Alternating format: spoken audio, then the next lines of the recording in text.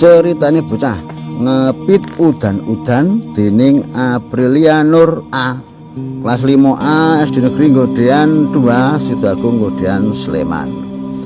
Ngepit udan-udan dina Minggu awan kepungkur watara jam 1 awan ing langit dhuwur ana mendung peteng. Mendung kuwi saya akeh kandel lan saya peteng. Ora watara suwe ana angin saka kidul mengalor kanthi mlaku santer. Ora watara suwe terus ana grimis santer tumiba saka langit dhuwur. Grimise kuwi saya santer dibarengi karo santere angin.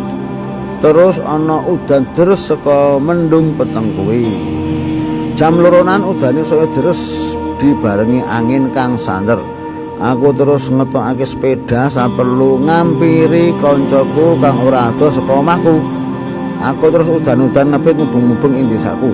Rasane seneng banget pipitan karo udan-udan.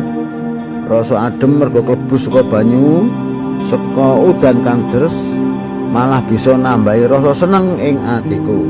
Semono uga koncoku, uga saya seneng sawise anggon ngepit tiba ning kali mergo dalane lunyu. Sawise udan terang terus aku lan kancaku nyemplung kali saperlu golek iwak ing kali. Sebab sawise udan ing kali kono ana maneka warna jinis iwak. Aku karo kancaku oleh iwak mula terus ngepit mubeng-mubeng maneh.